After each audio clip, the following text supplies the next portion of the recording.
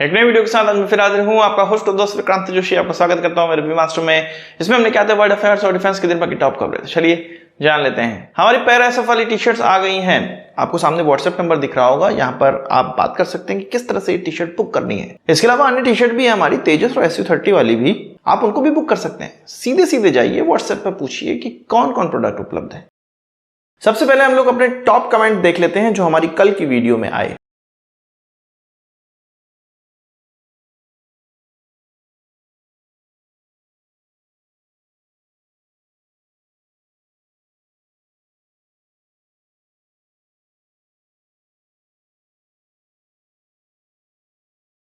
बात करते हैं लूना 25 की, जो कि रशिया का चंद्रयान आप कह सकते हैं, चंद्रमा का प्रोजेक्ट था, जो कि चंद्रयान 3 के बाद लॉन्च हुआ था और चंद्रयान 3 से पहले यानी कि 21 तारीख को इसको चंद्रमा पे उतर जाना चाहिए था। ये नहीं उतर पाएगा, अब सॉफ्ट लैंडिंग नहीं हो पाएगी, इसकी हार्ड लैंडिंग ऑलरेडी हो चुकी है। असल में ये जो लूना 25 है ये रशिया के द्वारा लॉन्च तो किया गया था कि भाई चंद्रमा के उस डार्क साइड को देखेंगे जिसको कि भारत एक्सप्लोर करना चाह रहा है। पर इसका जब अंतिम डिबूस्टिंग होना था, मतलब इसका जो ऑर्बिट है उसको कम करना था, उसके लिए एक पल्स दी गई कि भाई इसका प्रोपल्जन सिस्टम स्टार्ट हो और उसका जो ऑर्बिट है उसको कम कर दिया जाए।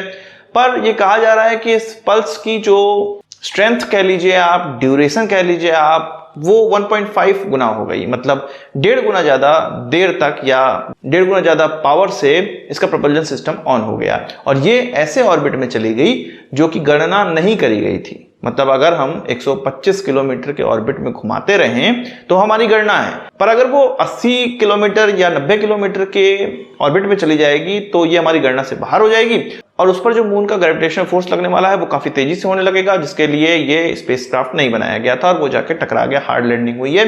इस घटना में लगभग 24 घंटे पहले कॉन्टेक्ट रशिया का अपने स्पेसक्राफ्ट से हट गया था, मतलब वो उसी समय जाके हार्ड हिट कहीं पर हो गया, जिससे के बाद रशिया से इसका कांटेक्ट नहीं हुआ। और आज रशिया ने घोषित कर दिया, रॉसकॉस्मोस ने घोषित कर दिया है कि इसकी हार्ड लैंडिंग हुई है, अब इससे कोई भी संपर्क नहीं साधा जा सकता है।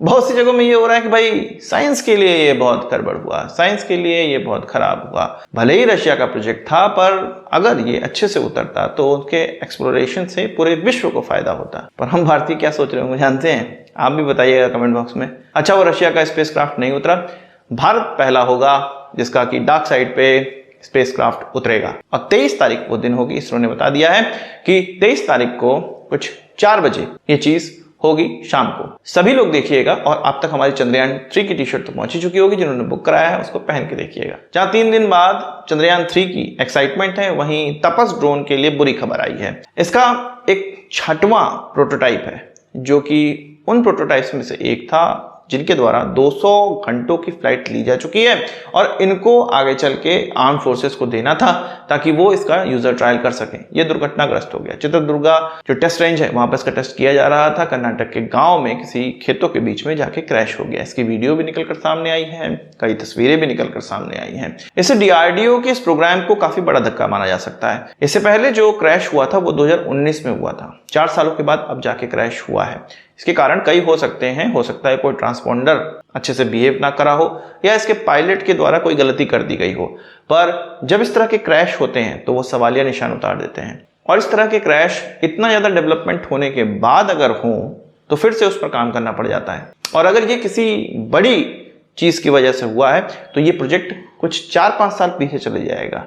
देखते हैं, मुझे लगता है कोई छोटी मोटी ही गड़बड़ी हुई होगी जिसको कि DRDO सुधार देगा और इसका जल्द से जल्द यूजर ट्रायल भी कंप्लीट हो पाएगा। बात करते हैं अपने स्कॉर्पियन क्लास सबमरीन की। स्कॉर्पियन क्लास सबमरीन या भारत के सबमरीन के किसी भी इतिहास में 7000 किलोमीटर की नॉन स्टॉप सफर करने वाला पहला सबमरीन बन चुका है INS वागीर। असल में मालाबार एक्सरसाइज हो रही है जिसपे आपको पता है कि चीन ने अपने काफी सैटेलाइट, कुछ सैकड़ों सैटेलाइट लगा दिए हैं कि इस एक्सरसाइज में क्या किया जा रहा है, इसकी मिनट की फोटो उनके पास होनी चाहिए।